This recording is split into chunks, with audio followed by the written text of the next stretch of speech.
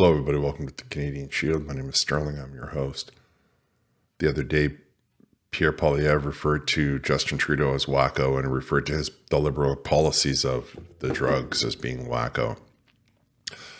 Now, a couple of things I would say about the idea is that Pierre Poilievre stood up 3 times, once being admonished by the very biased Speaker of the House, stood up 3 times and said that he would exchange the word.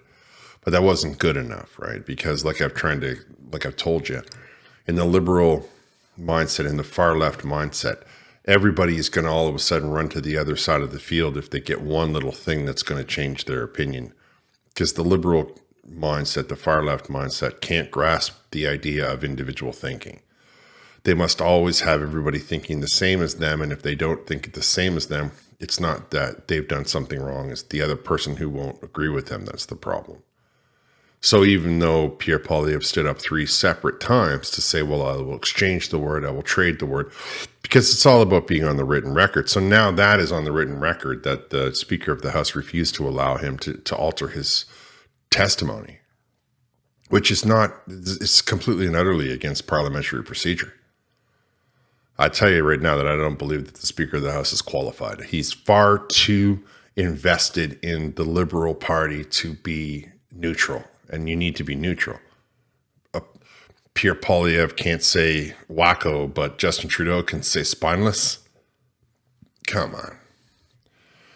However, the next day, of course, there were CP24 and all of the other Toronto people, like news agencies, wanted to try and stir up a lot of drama, stir up a lot of problems. And there's an interview here from, this is, I believe, CP24. And I apologize for the recording. They don't seem to have a very professional camera crew, and they were just talking and laughing and making no end of ruckus. I don't know if they just didn't realize they were on the hot mic, or if they just didn't pay attention to that.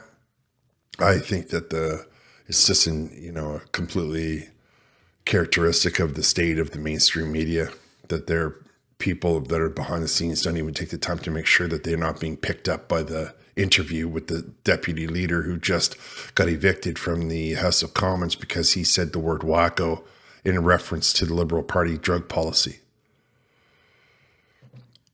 Before I get into my opinion on the drug policy, though, I would encourage you to like, comment, subscribe, hit the notification bell, and tell your friends. Now, I'm going to let this run out right through because it's it's all connected and all. Anyway, let's just check it out. What unfolded in the House of Commons quickly yesterday? Any regrets from your part for calling the Prime Minister a wacko, even if you think his policies are wacko? No, because I can't think of any other word to describe what he's doing in our communities. He has decriminalized crack, heroin, cocaine, meth in parks where children play in British Columbia. He has even allowed, his law even allows for people to use meth, crack, and cocaine while they have weapons in hospitals. That has led nurses to be afraid to go to work. One nurse had to stop breastfeeding because she breathed in meth fumes. And yet the Prime Minister has given a criminal code exemption to allow this to happen. The BC NDP government even thinks this is wacko. They have asked him to reverse the policy. But it's worse than that. He's now considering bringing the same drug legalization of crack, heroin, and other hard drugs in your parks, in your hospitals in Toronto. He has a request in from the Toronto City Hall to do that. Shameful. We've already seen that 2,500 people die as a result of this policy happening in BC. And yesterday I was trying to get the Prime Minister to commit that he wouldn't import this wacko idea to Toronto, which is already reeling from his catch and release criminal justice system in car thefts, extortions, carjackings, and deadly violent crime. And he wouldn't do it. Instead, he divided and distracted with fear and falsehoods. His policies are wacko. Hiking the carbon tax to 61 cents a liter, wacko. Doubling housing costs, wacko. Doubling the national debt and causing the worst inflation in 40 years is wacko. And I'm just calling it as it is. So what is the solution then, Mr. Poilievre, to the drug opioid issue that is plaguing Canadian cities, whether it's Vancouver, Toronto, or otherwise? I mean, we've seen what's happened.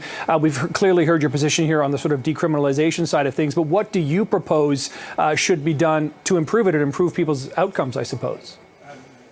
Well, first we have to stop. We have to stop the policies that caused the drug crisis. We did not have an opioid crisis before Justin Trudeau. He brought in, first of all, decriminalization in BC, and then tax-funded drugs, opioids that are as powerful as heroin, which your tax dollars are paying for, that are being resold to our kids, and bringing them into a life of drugs. We need to stop Trudeau's tax-funded drug program. Second thing, we need to put the money into treatment and recovery to bring our loved ones home drug-free. That includes detox, rehabilitation, counseling, group therapy, physical exercise, job training programs, and housing next to the treatment facility so addicts can graduate out, go into a safe home where they can come back for counseling and to mentor incoming addicts. And that is how we're going to end this deadly cycle. So my message to those who are suffering from addiction is keep the hope, because common sense conservatives will ban the drugs and will replace it with treatment and recovery to bring you home to your loved ones drug-free. Speaking of conservatives, the progressive conservative premier of this province, Doug Ford, of course, seems to agree with your stance on this. He actually talked about it yesterday at a news conference. It goes against what Toronto Public Health are saying. Do you then see that the experts here are wrong on their policy of trying to decriminalize drugs in the city of Toronto?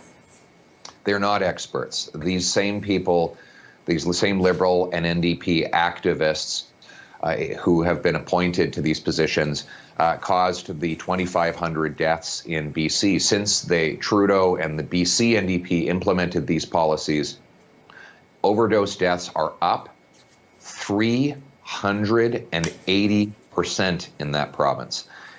So under that policy, we've had the highest drug overdose deaths of any province in the history of Canada. The data is in, the debate is over. This wacko policy is taking lives and endangering our people.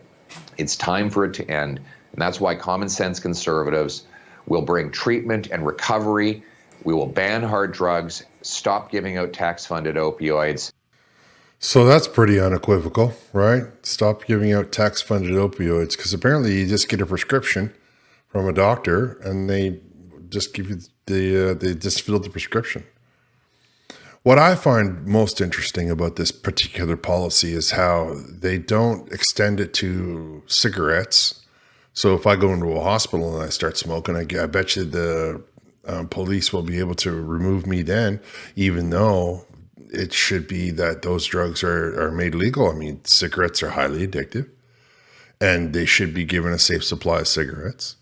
Alcohol, too, addictive, should be given a safe supply of alcohol.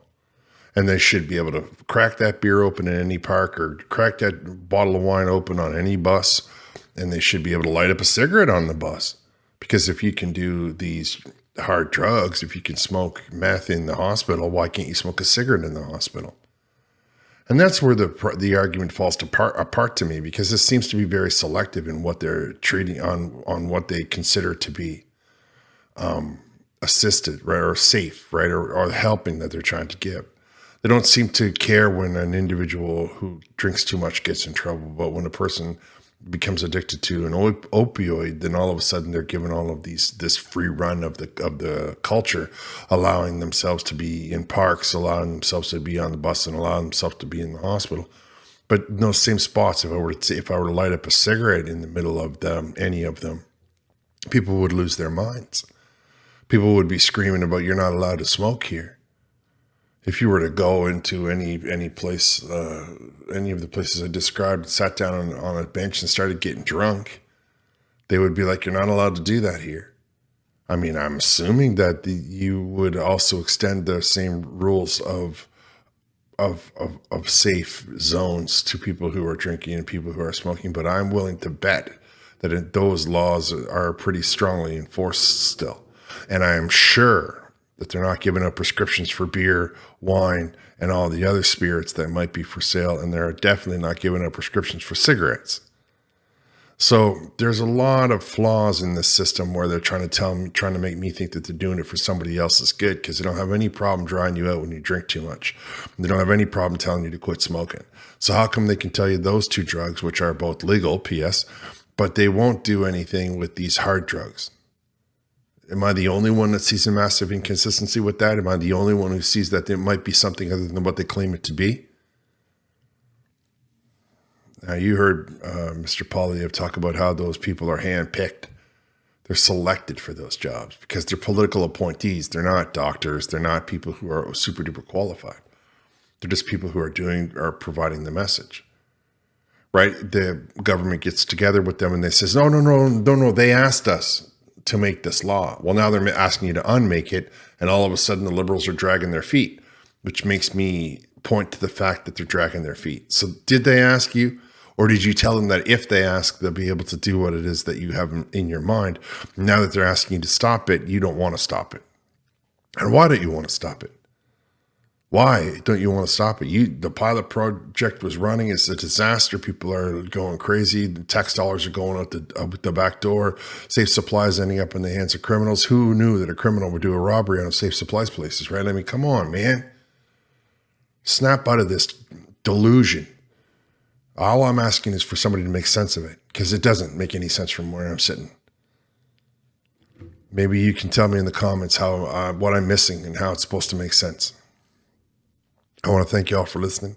I would appreciate it if you would like, comment, subscribe, hit the notification bell, share this channel with your friends. I'll talk to you next time.